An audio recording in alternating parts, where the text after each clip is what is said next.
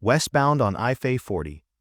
At 12:09 a.m., he strikes mile 117. 10 minutes later, 117 again.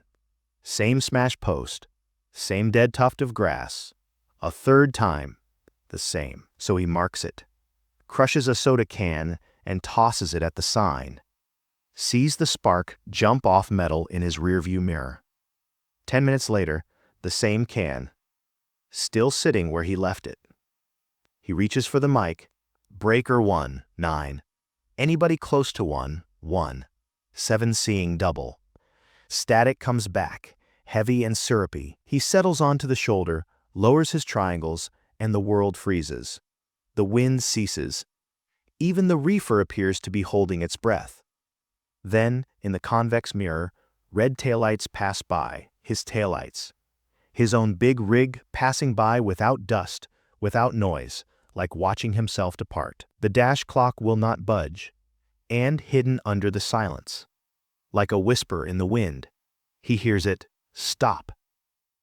You are listening to Most Disturbing True Trucker Horror Story. If you are a newcomer, this podcast brings you first Fayhan tales from the highway.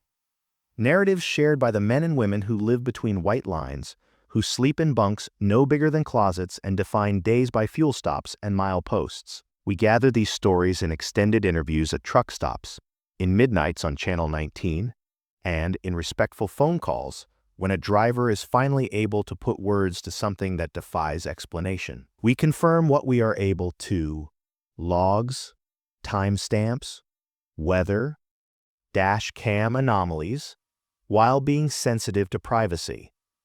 These are testimonies, not campfire fiction. And if you're a night runner listening while you drive, consider this your heads up. Some stretches of highway feel different after you hear a thing like this. Tonight's episode is called The Loop at Mile 117. It comes from a veteran driver we'll call Razorback. 20 years over the road, clean record, reefer specialist, the type of driver dispatched to rely on the finicky loads since he handles cold like a guarantee. He is not a spooker and didn't come to us for publicity. In fact, he sat on this one for weeks, then dispatched 3 lines and a timestamp. We contacted him. He said, "I can tell at once, then I am done." Before we get rolling, a bit of background for non-drivers who might be listening. A reefer is a refrigerated trailer. It is a hum, a low continuous thrum that you begin to notice even when it is not operating. Triangles are those reflective warning triangles you place behind your truck if you need to stop on the shoulder. Ls are the electronic logs that keep your hours with the unflinching accuracy of a clock you didn't wind. And mile markers, green signs with white numerals, are the road's metronome. They never rush, never lag, and to many drivers, they're the sole thing fracturing 1,000 miles of sameness into something resembling time. Each state restarts its mile markers at the state line. Each marker remains where it is, no flare, no argument. Which is why this report is painful. Because if there is one thing you can count on when you are 10 hours in and the sky is as black as horizon to horizon, it is that you pass 117 once and you pass 118. The road informs you as to where you are, you inform your rig, and the night is nothing but distance pulled taut. Until it isn't. Razorback headed west on I-40, around midnight beneath a sky as transparent as spilled stars. No weather on the radar, no construction, notices. Crosswind steady, but fine. He was hauling a pharma-load, tight temperatures, no leeway. His eld line was clean. His dash clock, as many of ours did, ticked a few minutes ahead. The only sound in the cab was a late night and preacher growling about forgiveness over a sheet of static. It was one of those trips where the world seems to be pointing in one direction, and your task is to stand your ground and not think too much about things you can't alter. If you've never been out there at that hour, it's hard to explain the flavor of the dark, the way the scrub on the shoulder turns into a moving wall, the way reflectors pulse like distant eyes, the way your mirrors feel like empty rooms you're afraid to look into. Drivers entertain themselves with little rituals, tally markers, tapping the dash where a lucky token dangles, glancing at the CB when no one's speaking. It is the way you remain alert without making your mind gnaw its own tail. When Razorback states he reached mile 117 at 12:09 a.m., he is not estimating, he noted it down. When he reports 10 minutes afterward that he reached 117 again, he is not being figurative. He knew the precise dent in the post, the precise bald little clump of dead grass at its base. The third time, he checked the world, because that is what you do as a good driver. When things don't make sense, he didn't crash brakes, he didn't panic. He made a sign only he would know, a small, mundane thing you could rely on in the dark. That option principle over fear is the reason we trusted him enough to sit you down for this. We don't share this to make the story larger. We share it because some of you have been here before in your own manners. The blank hour, the line of road that doesn't quite cooperate, the CB that quiets in a manner that isn't merely absence of conversation, the pressure change in the air that doesn't comport with the weather, the sensation of the world stopping and waiting for you to do something, only you are not sure what. Most nights, it is exhaustion and tricks the brain plays and a craving for coffee. Most nights, the road is just road. But once in a while, a driver writes something in a logbook, looks at a camera afterwards, and there is a hole where there is supposed to be highway. This is one of those times. A message to our fellow drivers: nothing during this episode invites you to attempt anything out of the ordinary. Don't throw things out of your cab. Don't drive onto the shoulder unless it is safe. Don't pursue a mystery into the median. Set your triangles straight, keep lane, and respect the regs. If ever you catch that rising hairline incorrectness out there, call it in, pull it down, and live to tell about it. No load's worth being smart about. You know that. We're saying it again here because sometimes a yarn will haul you back into a memory you don't want to be remembering. And we want you with us, not scared. For non-drivers, a brief word on how we treat sources. Razorback posted his ELD export and a clip from his dash cam. The clip captures the stretch you'd anticipate. Then 6 minutes of some kind of static drift. Not black, not clean. Just not there. We don't post raw clips when they might identify a driver or a lane, and we don't assert evidence of the impossible. We do assert, though, that the guy who spoke to us is sober, veteran, and stood nothing to lose by speaking. He delivered it all once, beginning to end, then instructed us not to call again about it. We do honor that. If you are sensitive to liminal things, time freakiness, reflected images, the feeling of being watched by your own life, this episode will crawl under your skin. Not with jump scares, not with gore, but with that special truck stop sort of fear. The feeling that you may not be the one and only version of yourself on the road tonight. We'll keep it straight. We'll keep it clean. We'll let you experience what he heard and sensed as close to the best as words can. So settle in. If you are at home, turn off a light. If you are out on a night run, keep your eyes on the road and let us ride with you. Remember the rules of the road and the simple grace that keeps us all moving forward. Watch your mirrors. Watch your speed. Don't borrow tomorrow's hours to fix tonight's mistakes. The story you're about to hear isn't about death. It's about a moment when the road stopped being a line and became a loop, and about the one thing that broke it. You're listening to Most Disturbing True Trucker Horror Stories. Tonight, the loop at mile 117. Names are changed. Mile markers aren't. Let's roll. Before anything gets strange, here's the lay of the land and the man.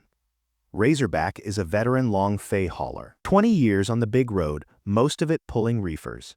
He isn't a storyteller by nature. He is the one dispatch sends the finicky loads to because he handles temperature like a guarantee in time, like an accountant. On this trip, he is westbound on I-Fay 40 hauling pharmaceuticals, 2 to 8 Celsius. Period. The trailer's humming that smooth, steady throb you begin to recognize even when you are not on the job. It is late, but not end, fay a fay the fay world late. Just past midnight into it. The sky is washed clean. Stars dripped on it like salt low scrub and mesquite border the blacktop. Crosswind is present, but courteous, wrapping the cab and then reconsidering. His cab is the epitome of habit. Eld is spotless, hours logged tidy. He is at about the 10 Fahrenheit threshold when the night truly settles in. He has the dash clock 3 minutes fast because he always does. A stat Christopher's medallion is taped to the headliner by a small hand that is his daughter's coffee is exhaling out of a travel mug beside him, and a paperback is dog-fared on the bunk in preparation for the game of pretending he will read before bed. On the radio, an AM preacher speaks softly of forgiveness through a sheet of static, a sort of late-night static that fills up corners without demanding attention.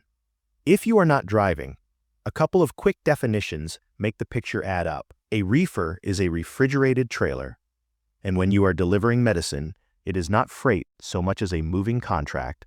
You mind numbers as much as you drive. ELDs, electronic logging devices, keep tabs on when you are moving, and when you are not with the unjudgmental honesty of a stopwatch. You didn't win. Triangles are the reflective triangles you deploy if you pull over to the side of the road. They hang near the passenger seat or in the side compartment, waiting to make your truck a tail other folks can glance in time to avoid. And mileposts, green signs, white digits, seated unceremoniously every mile, are the road's metronome. To a fatigued mind, they're a silent anchor. You go past 117, then past 118, like a clock, like breathing. The section he is running is the kind most folks forget in the morning, flat drawn, outsized between small hills, reflector lights blinking back like kindly eyes. The world has lost its color, and the night is dry and metallic. With that taste out west, when there is no weather, but the air still recalls thunderstorms. He is not battling anything large. No traffic congestion, no snowstorm, no road work. It is the sort of quiet that allows you to get in a groove if you honor it and kills you if you don't. Razorback honors it. He holds a gentle hand on the wheel, a firm right pedal. He checks mirrors, but doesn't look too long through them, because every driver learns early that night, mirrors feel like darkened rooms you might fall into. He tallies small things because tallying keeps you truthful. He marks where the ranch fence is tilted, where a billboard frame is bare because the ad flaked off last season, where the shoulder broadens just enough to engulf a disabled four-wheeler. He makes 3 moves ahead unconsciously. Gas at Amarillo if the line's not idiotic, a shower if the water's good, a 30-minute rest inserted between his exhaustion and the arithmetic of his hours, so he doesn't steal minutes he'll be sorry about. He is not superstitious. He does not tape up good, luck tickets, or spit on tunnels. His definition of religion is tire pressure and torque specs. And the second glance, you give your lines before you leave. He'll hear the preacher because it is a voice in the cab when the road begins to resemble a long hallway, but he is not out here summoning spirits.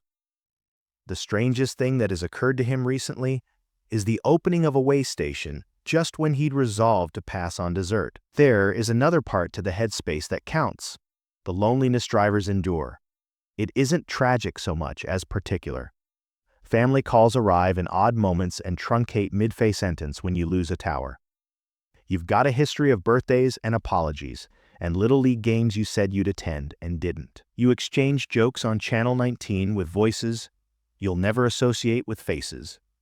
You wave at children in back seats because their smiles, when you blow the air horn, are the cheapest fuel on the road, and below all of it, you stand watch with yourself. You remain alert without your mind gnawing holes in its own map.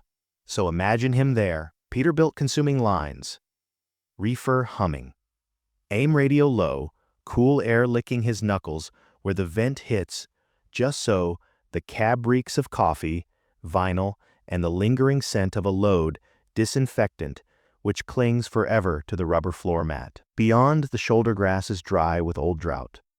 There is a coyote yipping somewhere far enough away to become part of the landscape rather than the night. His dash lights are turned down to that perfect place where they don't glare, but he can still read the needles. The long nose of the hood is a black wedge in front of the universe. He is having small thoughts, the kind that don't catch. Fuel cost at last stop compared to next. Whether his son's new manager will allow him to pitch or leave him in right field. Because he is patient, and patient kids get parked. The strange stiffness in his left knee that isn't age can't be age. Not yet. The next scale, which is typically closed at this time, the gentle rattle somewhere around the passenger door that only appears on washboard patches and disappears when he goes to find it. He rolls by a green sign, mile 117. He doesn't salute it, doesn't mark it off. It is a nothing mile, one of 1,000 nothing miles which give a route shape. But his eyes nail it like the eyes of the driver do. Swift snapshot. Little notation in the brain's large book. The post is scratched low, as though a mower had kissed it years ago. The base of the sign rests in a small skirt of weeds and one recalcitrant clump of dead grass resembling a bad little haircut. It is nothing. It is everything. It is the sort of detail you think you don't retain until you do. He glances at his eld out of habit. The line is clean, no infractions. 10 hours on duty, nearly 7 driving. He is within the fence and intends to remain there. It is 12:09 on the dash clock. That 3 faster, fan, the world quirk, it has running like it was attempting to impress somebody. He sips coffee that is gone, one step beyond good, and pushes the cup back into the holder with his finger. Since removing your eyes from the highway to glance elsewhere is how semis become tomorrow's headlines. Wind makes its tiny argument against the cab and releases it. The road before is a wide black ribbon.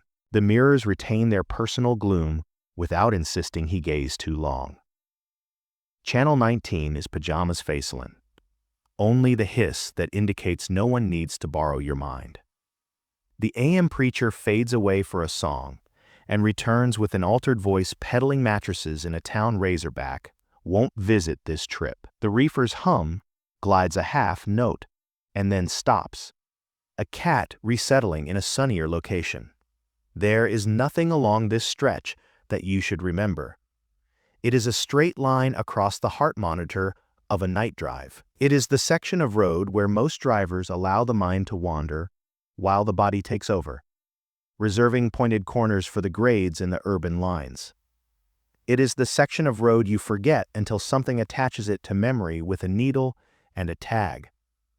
More green signs coming up and more white digits. Coming up is the type of minute that drags on longer than it should and reminds you something about the way the road measures time. But we're getting ahead of ourselves. For now, keep the image, westbound, open sky, steady fingers on the wheel. A driver who trusts the simple math the highway does for you. 117, then 118, then 119. Because that's how the world behaves when you're tired, and it's midnight, and your job is to move through it without making ripples. Keep that in your head when the second pass comes, because it's the ordinary that makes the next part hit, like a cold hand on the back of your neck. He rolls by mile 117 without notice.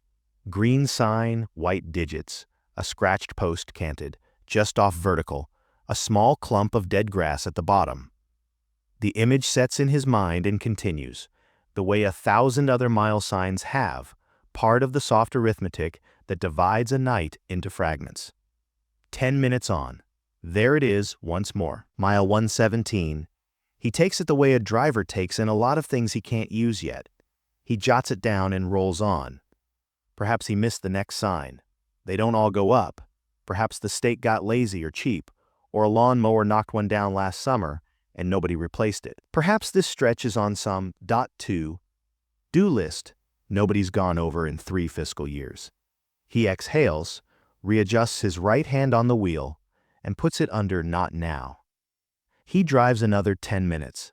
The preacher on AM bleeds from a parable of debt into a mattress commercial and back out. The reefer hums like it does, an engine with one task. The crosswind prods the cab and leaves it be. He inspects the mirrors, the way you do when you know the darkness wants to reside in them. He reminds himself that nothing real is ever a flash, and if something is amiss, it'll remain so after the next minute. The next minute comes with 1:17 once more. Same dent low on the post, as if a mower had kissed it once and gotten away with it. Same clump of dead grass like a bad haircut. Same pale shadow where a bug splatter once existed, and rain never cared to finish. His scalp creeps down, the way it always does, when the world arranges itself too tidily. He takes his hand up and pats the small St. Christopher affixed to his headliner. It cracks beneath his thumb. He takes a glance at the dash. The clock still reads 12:09 as it did when he last glanced. He bumps its glass mindlessly. Nothing. He takes a look at the eld. Lines are neat. Driving time rock solid and humdrum in the best possible manner. He is in his hours, in his lane. On top of it, he checks the world out. It is what a good driver does when he can't figure something out. He crushes the discarded soda can in the cup holder, thumbs the window down a slit, and as he rolls by the sign, he flips the can low and mean. It nips the post and sends a small spark skittering. He sees it in the convex, the way the silver flashes and then goes black against the dirt. "All right," he whispers, to no one, to the hidden reaches of the world that may be paying attention. All right. He cranks the cruise down low just to remove one variable from it. He resets his trip, B. He takes note of the tatch and the speedo and the distant hum in the column he has stopped noticing over time. He looks at his GPS on his dash mount, not the phone app, the old school unit with the dim screen that lags a heartbeat behind reality. It indicates his little arrow moving west, distance to Amarillo counting down, ETA inching a minute or two with the grade. All good there. On the map, he is munching miles like usual, 10 minutes. Mile 117. The identical silver can at ground level, illuminated by his headlights, as if waiting for him. He exhales out the side of his nose. The motion would be a laugh if his face had a clue how to use it. He pushes the CB button. The mic feels comfortable in his hand, the rubber grooved where his thumb rests, molded by hours and years and all the things he has hurled into the darkness. Breaker 19, he speaks, voice pitched as if he is requesting directions in a town that doesn't welcome him. Westbound just off 117. Anyone else seeing double? Nothing for a heartbeat. Then a slow, sticky hiss, as if tape stripping away from a surface that doesn't want to release it. He listens for a bored voice to return with a joke. He listens for shortcake, or razor wire, or one of the typical creatures of the night to snort and tell him to cut back on the diesel coffee. He listens for anything human. The channel offers him only the noise of nothing masquerading as weather. He flips back to the AM preacher more out of habit than attention. The fellow's been droning on for a good spell about forgiveness, about wheat and tares, about oil and lamps that will deplete if you don't mind it. The words begin to crowd into each other in Razorback's ears as though they have nowhere else to go. He cranks down the volume to a whisper. He observes the trip B. It clicks over like a metronome, 4.2, 7.9, 9.8. He looks at the clock because he can't help but do it. 12:09 firm. He extracts his phone from the cradle with his other hand and presses the lock button. The screen reads 12:12, carrier bars full, notifications pending. He won't touch. He lays the phone face down, because that is not information he requires at present. 2 clocks in disagreement is a type of disagreement he can get along with. It is when the clocks agree too well that you begin to feel as though the world's got an agenda, and you are not on the guest list. He begins to notice repetitions in the landscape that are as if jokes delivered a beat behind. A billboard frame without an advertisement, crossbeams resembling a ribcage, a spot of shoulder where the gravel runs a little darker, and then light once more. A reflector post with a wire from a tire knotted at its base.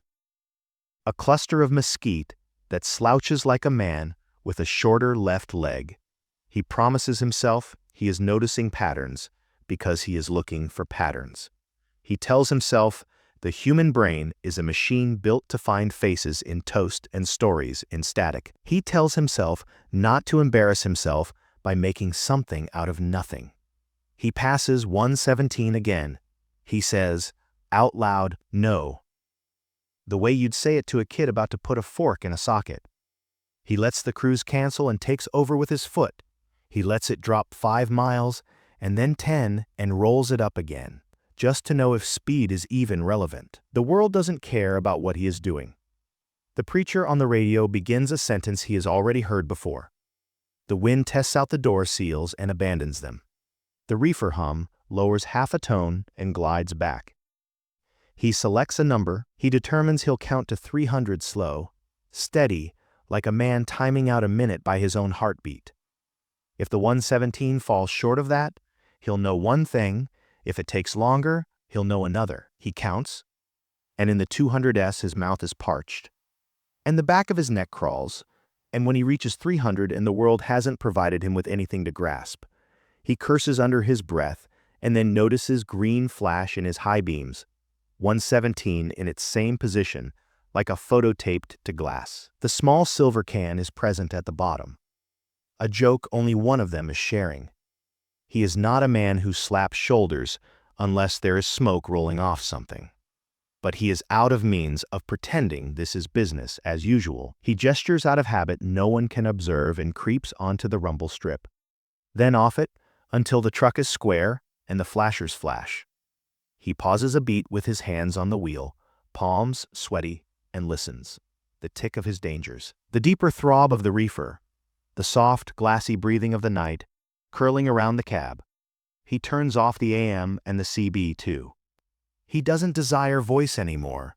He desires the world unremarked. He dons his vest because that is the rule, and because getting something right is the only ritual he believes. He takes triangles from the side box. They click together in that flimsy plastic manner that causes you to curse whoever invented them. He descends. The first thing that strikes him is the lack of wind. The second is the scent dry, metallic, a storm's breath with no storm. The third is the manner in which sound ceases to go anywhere once it has left him, as if he were speaking into a room where there are carpets on the walls. He positions the triangles according to book specs, 10 paces, then 30, then 200. Careful to watch curve and grade, careful how headlights creep up and flatten the world. The dangers tick, like a metronome left behind in a rehearsal room. Out on the pavement, the darkness is more dense, as if an additional layer of glass has accumulated between him and all else. He stands an extra minute longer than he intends to, for he wishes to experience the world do something. Move air, rattle a leaf, cause a bug to ping the hood. He knows that he is able to hear the distant tick of hot metal cooling somewhere beneath the cab, and the distant yip of something he would identify as a coyote if the air did not render even that sound private. He can hear his own breathing, he can hear his heart. He considers walking back towards the sign just to see the number in the face. He considers picking up the can, considering altering something small to demonstrate to himself that cause and effect continue on here. He doesn't because there is a part of him that knows deals you cannot cancel, and leaving your own marks unmolested may be one of them. He keys the CB once from the step, the way men whistle in an empty house to make it belong to them again. Westbound at 117. I'm on the shoulder. Everything looks clear. If you're there, say it. He listens. The static comes up like breath and then down again. No truckers razzing him for his vest. No cattle hauler telling him to quit, making the highway scared of itself. Nothing. He gets back into the cab because concrete choices trump abstract terror 9 nights a week. He dries his hands on his jeans and leaves wet crescents. He looks at the dash clock and doesn't need to. 12:09, as bold as a challenge. The L beeps once for no reason he can determine and displays to him exactly what it displayed to him last time. If he were a man who spoke names aloud, he would name it indifference. Instruments don't have faith in ghosts. They have faith in voltage. He makes a second attempt at normal. Headlights on low beam. Hazard still ticking on. left blinker on for a long, courteous breath, as if there were someone to ask permission of. He glances in his mirrors because mirrors are how you prevent the world from getting smaller than it is. Left, right, convex, hood, all the darkness is where he left it. He accelerates onto pavement, the tires whisper. The rumble strip crawls under him like the zipper on a zipper bag. The lane takes him the way a lane always will if you set the nose in its proper place. He drives. He sees his beam of light consume the road in careful bites. He sees the white dashes pass in a rhythm as ancient as all his routes. He aligns his mind with them, and with the whine of the reefer, and with the tick of the hazards, and allows the mundane to do all the work. He selects landmarks and does not allow his eyes to wander. He does not permit himself to tell the story. He will not bestow upon the night more tale than it has. When the green appears again, because it does, he is prepared for it in the manner of a man preparing to be let down. He allows it to drift by the correct edge of his eye, so he will not give it the pleasure of seeing him look at it face on. He senses its number anyway, as you sense a glare on the back of your neck. It is 117 in the same hideous font, on the same thin post, the dent glistening like a badge in his beams. The can shines at its bottom like something that knows your name. His mouth has the flavor of old pennies. He tightens the wheel so the seam forms in his palms. He wants to let the urge come on and do something crazy. You turn in the median, slam on the brakes, and take off at the sign like a maniac, blow the horn in a drawn-out animal moan. He allows the urge to recede. It isn't bravery, it is thrift. He has just so much energy, and he is already wasting it quickly. He glances in the mirrors because he must. Not a great deal, not with any depth. Simply the manner of a man who checks before he maneuvers. The left reveals the black arc of road he has traveled.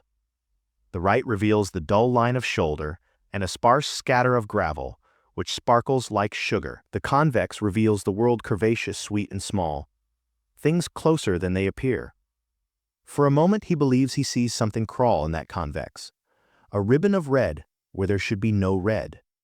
He leans over, a movement more reflex than intention. He transfers weight on the seat, and the vinyl groans, and the cab is less a machine and more a room in a house that someone else occupies.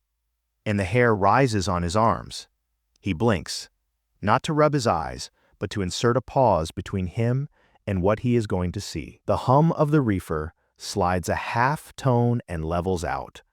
The hazards click, click, click. The night is holding its breath like a swimmer beneath a bridge.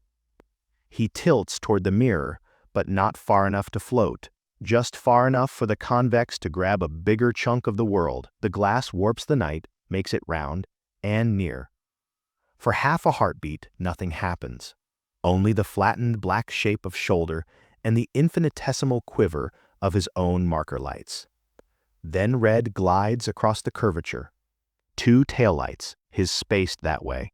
They pass his trailer in an even, impossible glide. Too silky for asphalt, too serene for air. His initial reaction is that someone's driving by with their headlamps off, but no halo, no spillover on the paint, no silver rim on chrome, just the twin red eyes, exactly so far apart that he knows in his bones because they're his. He sees them crawl forward, and as they move, he notices the little things you only pick up living with a rig. The left brake light has one dead LED in the lower corner. His has been that way since Amarillo 2, runs back, part ordered, delay accepted. The ICC bumper has the same rust scab as a bruise.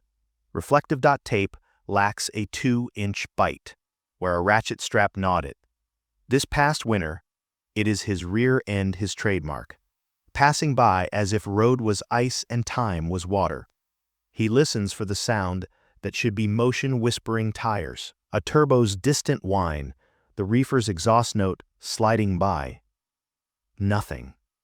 The air inside the cab tightens, as if the truck has been jarred up. The hazard click ticks out 2 more beats, then drops into a silence that isn't so much quiet as dense. He can hear his breath and the scrape of his tongue over dry teeth. He can hear a tick somewhere in the dash where there shouldn't tick. The red lights cut into his right-hand mirror and then into the far left of the windshield. He thinks the ridiculous idea that he simply had room to tuck in behind himself and allow himself to take the lead. He could copy that same trailer out of this, gauge his own brake taps, be a shadow of his own proficiency. His foot raises a hair as if a dog testing a screen door. He holds the wheel steady. He pinches the seam on the leather so tightly his palm vibrates. He knows all the things at the edge of his vision in a way that makes him feel sick. How the dash clock reads 12:09 as steadfastly as deception. How the St. Christopher rotates a languid quarter-inch on the tape. How the phone on the passenger floor beats once, with a silent alert, like a heartbeat that is not his. In the corner of his eye, the red lights edge up ahead and his own trailer. His second trailer glides by his hood line with no air moving across metal. For an instant, there is an opening. The twin cab driver's side glass reflects his headlights just enough to create a ghost image. He catches a shape that is his shape. Hat brim low slung, shoulders slumped in the way he slumps when he is concentrating fiercely and faking not to. But the line's off, elongated like the figure submerged by less than an inch of water. The face longer by a fraction. The arm a hair too gaunt. It might be the curve of the glass.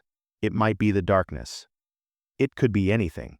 He can sense the human side of his brain begin to label it anyway, and he resists that tendency like he is fighting through a door. The copy finds its way.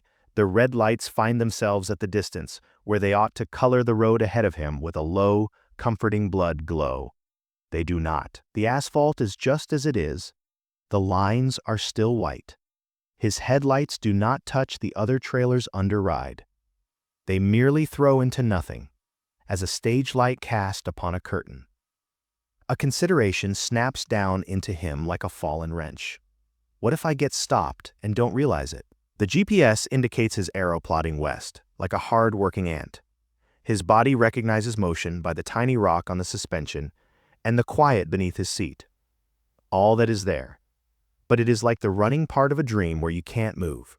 A word comes from somewhere other than the cab, other than the speakers, other than his head. Really, it doesn't land in his ears but settles in his chest and opens up like a cold flower. Stop. It is his voice, or near enough. It carries the gravity of something he might say if he were older or had learned a lesson that he is not. He catches himself bobbing his head before he can determine whether he is agreeing or disagreeing. He switches off his hazards by accident. The click fades, and what follows is a physical sensation. A pressure like pushing your fingers into your ears too hard. He breathes through it. He stays in his lane. He keeps his hands down. He lets the other him go.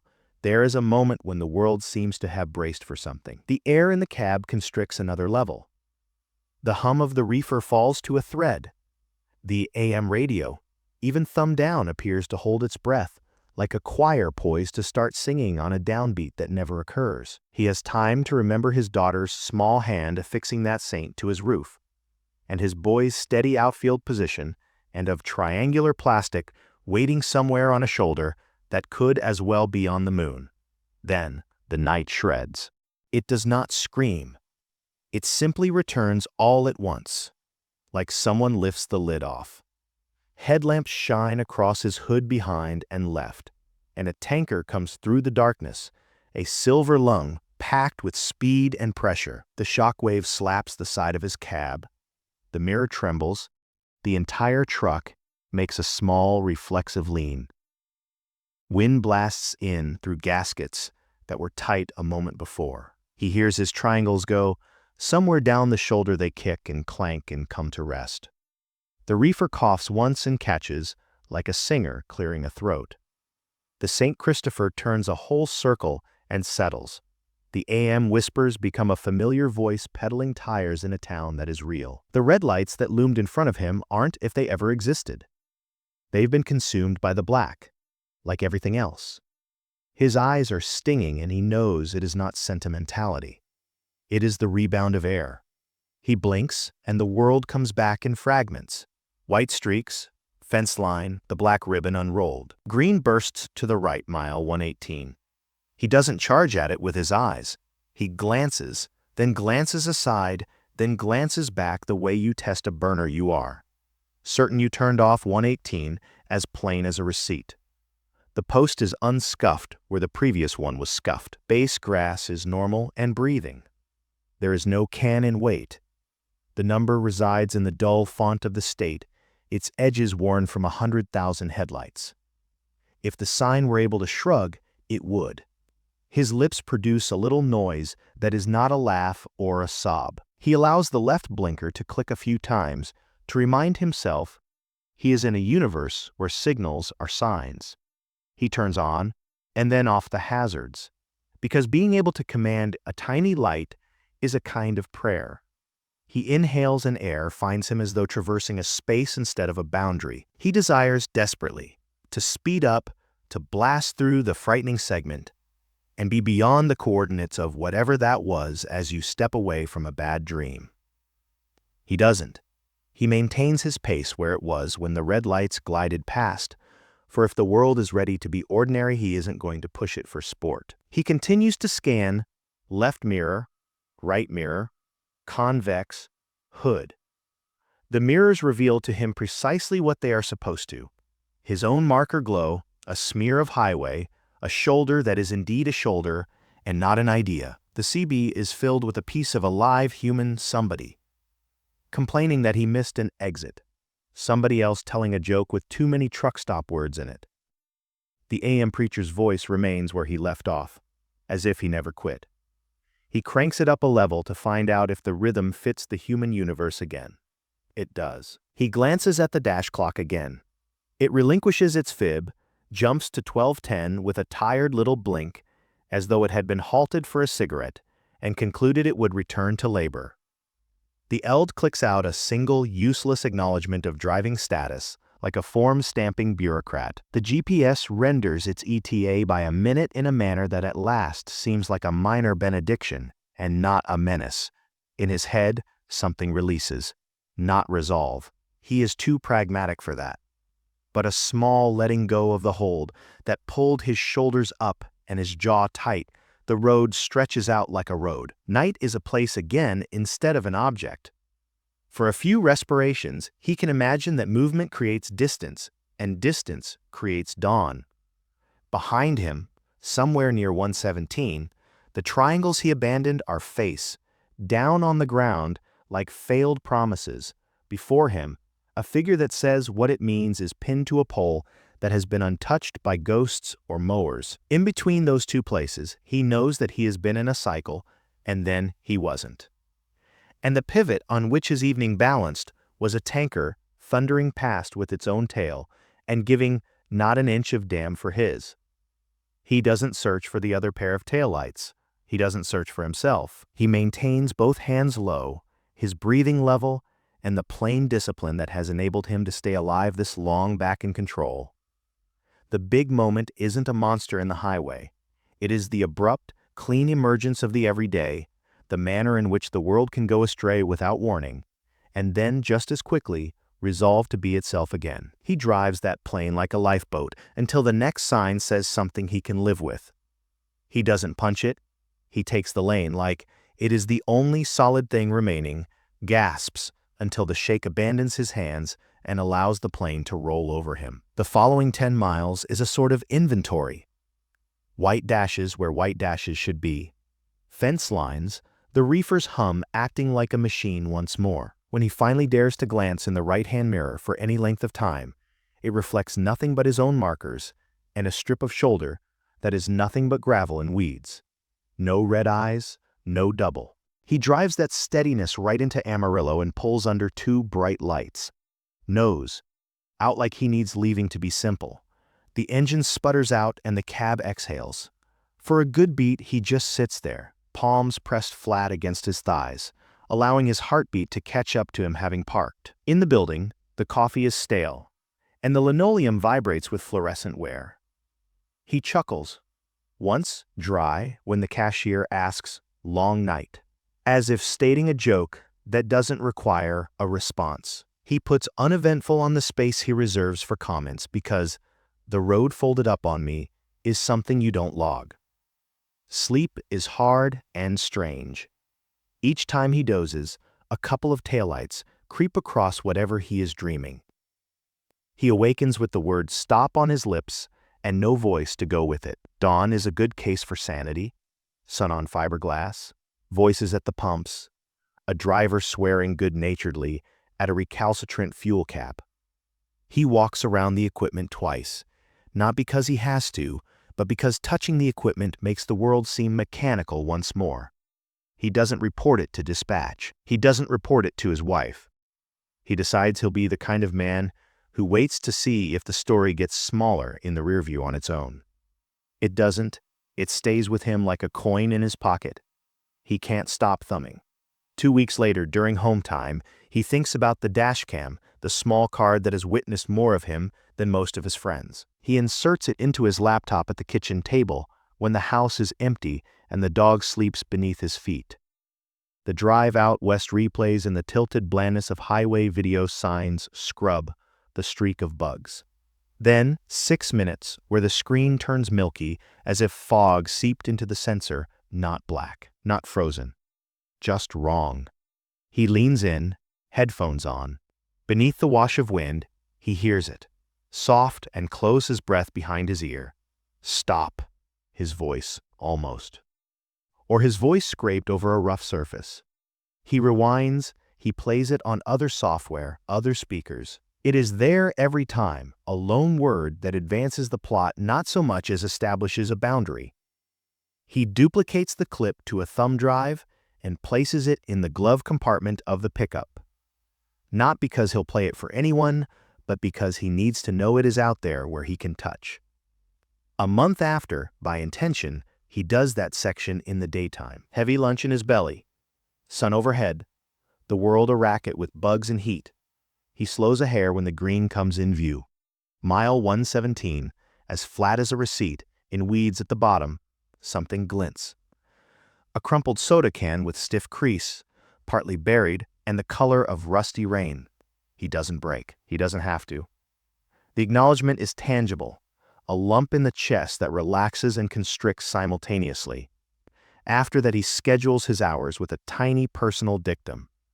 He won't go past 117 after midnight. When dispatch pressures, he counters with numbers. Eld realities, fuel windows, 30s, and 10s charted like rows of crops. He is not afraid. He reminds himself. He is running. Whatever the term, he respects it. There are a dozen ways to haul freight without threading that mile in the dark. He employs them. He sleeps better when the day holds that strip of road up to him, like proof that the world keeps appointments. 2 states away in a diner, weeks later, he finds himself across from a dot man with forearms like summer. They exchange the harmless deceptions officers and drivers use when everybody's off duty, and donning the same humanity for an hour. Razorback inquires, cautious as a fellow testing thin ice, whether he has heard anything unusual between 116 and 118. The officer looks at his coffee for a moment, then elbows a tail loose, a propane rollover years ago, eastbound, westbound close to a yard sale when people were attempting to turn themselves around in the median. Weighmaster from the old scale stopped out and waved him down. The fellow says, bought time, died 2 days later, heart. The officer recites it as if reading a forecast, something that has happened to another person and somewhat to him. Razorback nods, no mention of red taillights or stuck clocks. He allows the detail to reside with the others. Life reasserts itself in small, mundane tyrannies. Appointments, air filters, a child's game he plays, and one he does not. Sometimes late, a sound on the road will cause his scalp to pucker, and he'll discover his foot already rising, his hands already light. Sometimes, in the nothing miles between towns, he'll believe he can sense the instant prior to the wind leaving the world, and he'll speak to the empty cab just to maintain his voice within it. The narrative does not leave him. It simply occupies less space. He leaves the saint. Christopher stuck where it is, not because he thinks that it stops something, but because his daughter had small hands when she stuck it there. He keeps his triangles in good order and within easy reach. He keeps the private rule around 117 and does not offer any apologies. And on the rare night when a driver on 19 says something that isn't chatter, just a number, or a question that sounds like a dare, he clicks the mic and keeps his voice even. "Copy," he says. "Keep your lane, set your markers. You're going to be okay." Whether he's talking to them or to the version of himself he watched glide by, he doesn't examine too closely. The highway has a memory of its own. His responsibility is to keep going along with it without allowing it to decide for him. That was the loop at mile 117. If a green sign should ever wink twice, stay in your lane, deploy your triangles, and wait for the tanker. If this episode stuck with you, follow FaceUp and pass it along to a night runner who has a passenger to spare for the next 100 miles. Leave a rating or review. It makes more drivers discover these episodes. We never ask you to run after the strange. Don't hang around in danger zones. Don't attempt to reenact anything you hear here. Your own life is the entire thing.